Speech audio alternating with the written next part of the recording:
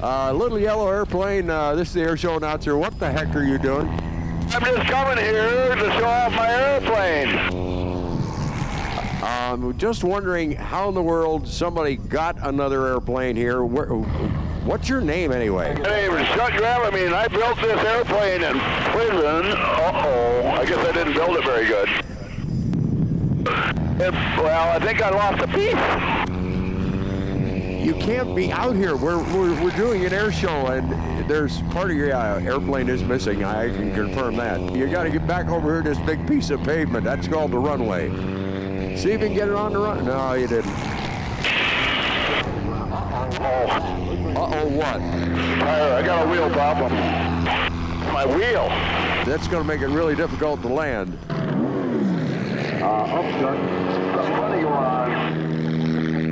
Some of the times when I'm flying erratically for the first show, it looks like I'm out of control. That's not true. Careful! Oh no! You scraped the wingtip. The wing dinger. Hi, I'm Kent Pietch from Burlington, North Dakota, and I'm flying an Interstate Cadet sponsored by Jelly Belly Candy Company for the Syracuse International Air Show. Death-defying high-speed pass. Pulls back on the stick. Really enjoy the business I'm in. I've been doing it since 1973. I bought this airplane from my uncle back then, and I started flying the shows, like I say, 73 and 74. My airplane was built in El Segundo, California in 1941. The significance of that is that they used them for the civilian pilot training program in Pearl Harbor. This airplane was built 1 month, 3 days before Pearl Harbor. The airplane that was first shot at, flown by a woman flight instructor, Cornelia Ford, was an airplane just like this. 37266 was the number. And it was the first airplane shot at, and World War II started for us, the United States, with that airplane. Obviously, this airplane is painted different than the Pearl Harbor one. It's sponsored by Jelly Belly Candy Company. It's a family-owned company, and I couldn't be prouder to work for them. I do 3 different acts. I do a comedy act, an act like an airplane falling apart. Like I do the maintenance, and I'm not very good at it. Where'd you get the airplane? I just built it. Yeah, well, part of it just fell off, my friend. You didn't build it very well. Where'd you build it? In a workshop in prison. I brought it out one piece at a time. I built it in prison. I just got out of Shawshank. I'm on redemption. The reason I do that act is because when I was a charter pilot back in the 70s, people riding with me were worried about airplanes and that there was no redundant systems. They thought anything that would fall off an airplane would be pretty serious. I was scared, and I'm fearless. Watch out for the trees. Trees. And I drop in a major flight control to show them that an airplane does have redundancy and can fly without some of the parts and parts missing. So then we try to do it in a funny way. Another act that I do is called a dead stick act, and what that means is that the prop is stopped. Back in the old days, they had wooden props, so that'd be the stick, and then dead is, of course, it's stopped. And so I have no power, I don't have a starter, and I can't start it. I start at 6,000 feet over a mile high, and I do aerobatics down to the ground. When I come in with it, I do a loop. And over the top of the loop, the airplane falls a little bit, and I go weightless. I come back down the other side, and I pull about 3 Gs, so that makes me 3 times my weight. When I do the spin, I have to pull out about 300 feet, so I have enough round out, not to hit the ground after the spin. So there's some critical angles there that you got to look out for.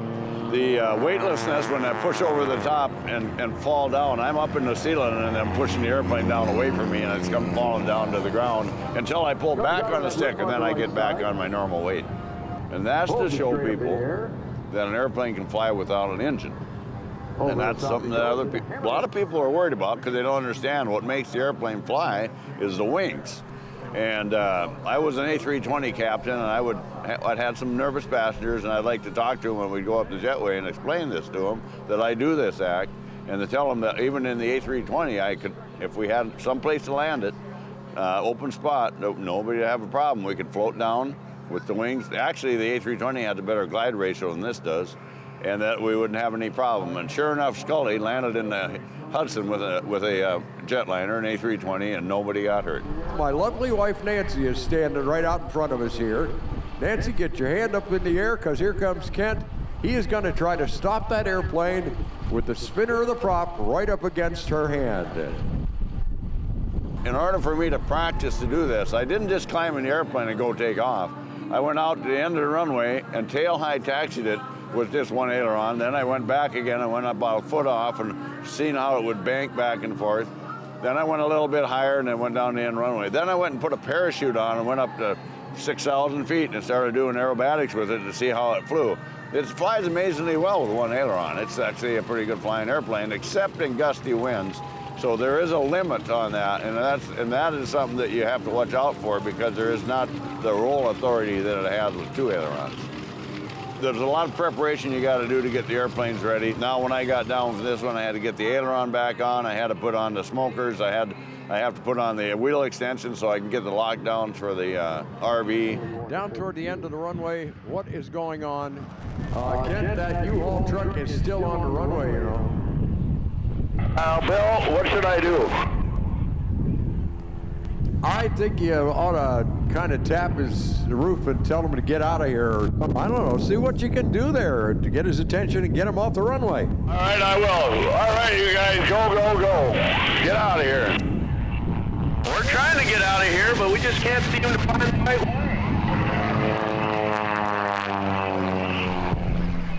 What's going on around here in New York? Who is this guy? I have no idea who it is.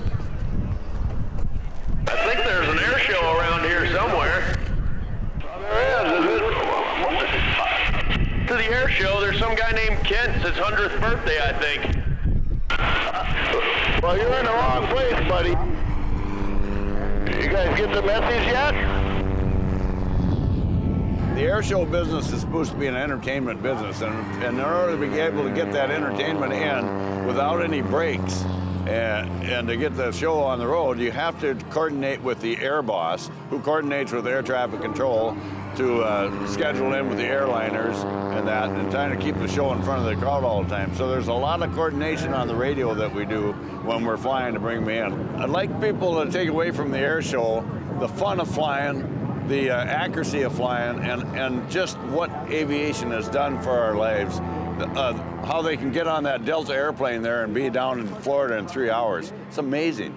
And we're going 600 miles an hour and you're sitting drinking a cup of coffee, don't even realize it. And the professionalism of the aviation world is second to none. I enjoy my business, I'm passionate about it. I was an airline pilot for 28 years, I like that too, but this is where I like to be. Hoping people see how much fun aviation is.